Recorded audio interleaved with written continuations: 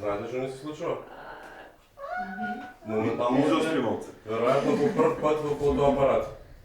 Ја гледате Тера? Чекай малко. Тера, ај махтай со рацете.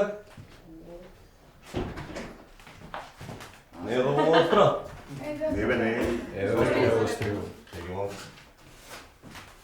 Дај ми отиде тоа. Аха, добро. Треба намалиш. Сега е релативно потемно, Да, јост. али е поостро. Имаме, како се вика, лошо исконтролирана светлина и во голема мерка исконтролирано. Таму има кебиња и такви работи на прозорите. Ту имаме ова кебе кој што исто така нели ни контролира. Имаме дори грозно непедантно од Сашо направена дупка, која што сепак нас ни проектира фотографска слика. За жал, ова е најдобрата можност која што можевме. Пробавме еден куп простории со Јелена која што несебично нели ми помагаше. Али тоа. После ќе зборуваме за бленда веројатно некогаш во животот. Тоа е отворот низ кој што ни поминува светлината низ објективот, да речеме. Така? И еве, ова ќе ви биде најдобар показател што е тоа бленда. Гледате, ова е делумно попедантно направена дупка. Така? Пошто јас сум ашљак во животот и се плашам од педантност, али, еве, секи изгледа се симе пак, само за кратко. Така, и супер истојна Ивана Куршумијан на офото. Не, супер си.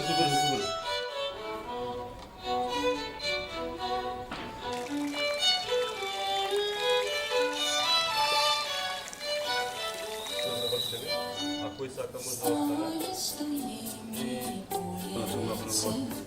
Prelipa polje široko, na polju mi stoji veliki grad, notro grado pograd zlat, na pogradu je mlada gospa graščakinja, ona dala si je meniha. Mikrostruktura. Pa mislim da je jako važno da zna da razume uopšte proces fotografije, da razume kako nastaje fotografija, jer onda može to da razume taj paradoks u kom fotografija nastaje. Potreban joj je mrak da bismo mogli da vidimo sliku, a opet u isto vreme i treba nam slika da bi se to što fotografišemo uopšte stvorilo na filmu. Onda opet idete sa tim filmom u mrak i u mraku razvijate tu latentnu sliku koja u stvari ne postoji, da bi je posle mogli gledati na svetlo. Ne znam da sam dobro objasnila, ali stalno je igra svetla i mraka i to je kao uzročno-posledični proces, jedno bez drugog ne mogu. A kada pravite kameru obskuru, onda ste tu u stvari na tom osnovnom principu fotografije gde se projektuje stvarnost na neku površinu. Ukoliko stavimo tu film, papir, bilo šta što ima emulziju osetljivu na svetlost, dobit ćemo fotografiju.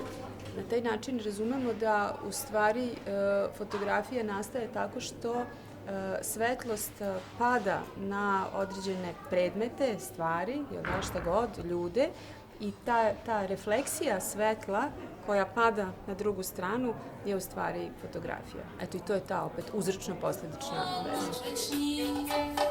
veza.